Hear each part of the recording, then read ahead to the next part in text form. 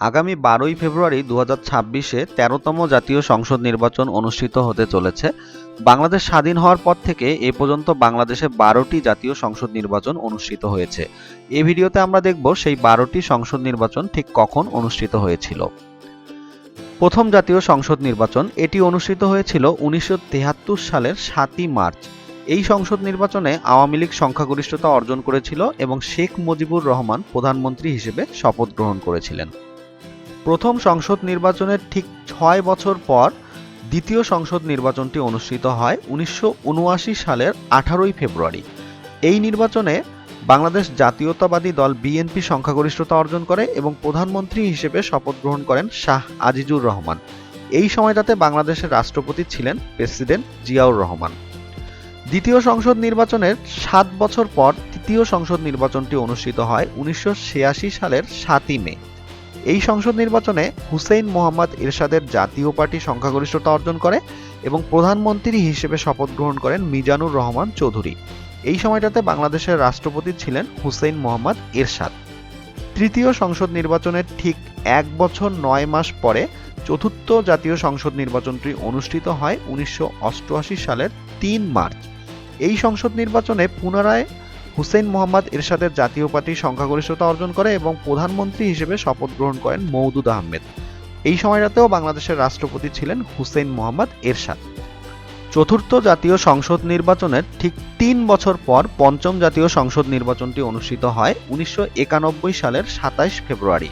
এই নির্বাচনে বিএনপি সংখ্যাগরিষ্ঠতা অর্জন করে এবং বাংলাদেশে প্রথমবারের মতো নারী প্রধানমন্ত্রী হিসেবে শপথ গ্রহণ করেন বেগম খালেদা জিয়া। পঞ্চম জাতীয় সংসদ নির্বাচনের ঠিক 5 বছর পর ষষ্ঠ জাতীয় সংসদ নির্বাচন অনুষ্ঠিত হয় 1996 সালের 15ই ফেব্রুয়ারি। এই নির্বাচনেও বিএনপি সংখ্যাগরিষ্ঠতা অর্জন করে এবং প্রধানমন্ত্রী হিসেবে দ্বিতীয়বারের মতো শপথ গ্রহণ করেন বেগম খালেদা জিয়া। ষষ্ঠ জাতীয় সংসদ নির্বাচনের মাত্র 4 মাস পর সপ্তম জাতীয় সংসদ নির্বাচন অনুষ্ঠিত হয় 1996 সালের 12ই জুন। এই নির্বাচনে আওয়ামী লীগ সংখ্যাগরিষ্ঠতা অর্জন করে এবং প্রথমবারের মতো শেখ হাসিনা প্রধানমন্ত্রী হিসেবে শপথ গ্রহণ করেন। সপ্তম জাতীয় সংসদ নির্বাচনের 5 বছর পর অষ্টম জাতীয় সংসদ নির্বাচন অনুষ্ঠিত হয় 2001 সালের 1ই অক্টোবর। এই নির্বাচনে বিএনপি সংখ্যাগরিষ্ঠতা অর্জন করে এবং প্রধানমন্ত্রী হিসেবে বেগম খালেদা জিয়া তৃতীয়বারের মতো শপথ গ্রহণ করেন। অষ্টম জাতীয় সংসদ নির্বাচনের 7 বছর পর নবম জাতীয় সংসদ নির্বাচন অনুষ্ঠিত হয় 2008 সালের 29শে ডিসেম্বর। এই নির্বাচনে আওয়ামী লীগ সংখ্যাগরিষ্ঠতা অর্জন করে এবং দ্বিতীয়বারের মতো প্রধানমন্ত্রী হিসেবে শেখ হাসিনা শপথ গ্রহণ করেন। নবম জাতীয় সংসদ নির্বাচনের 5 বছর পর দশম জাতীয় সংসদ নির্বাচন অনুষ্ঠিত হয় 2014 সালের 5ই জানুয়ারি। এই নির্বাচনে পুনরায় আওয়ামী লীগ সংখ্যাগরিষ্ঠতা অর্জন করে এবং প্রধানমন্ত্রী হিসেবে শেখ হাসিনা তৃতীয়বারের মতো শপথ গ্রহণ করেন।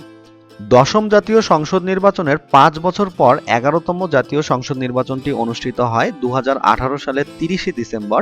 এই নির্বাচনে পুনরায় আওয়ামী লীগ সংখ্যাগরিষ্ঠতা অর্জন করে এবং চতুর্থবারের মতো শেখ হাসিনা প্রধানমন্ত্রী হিসেবে শপথ গ্রহণ করেন।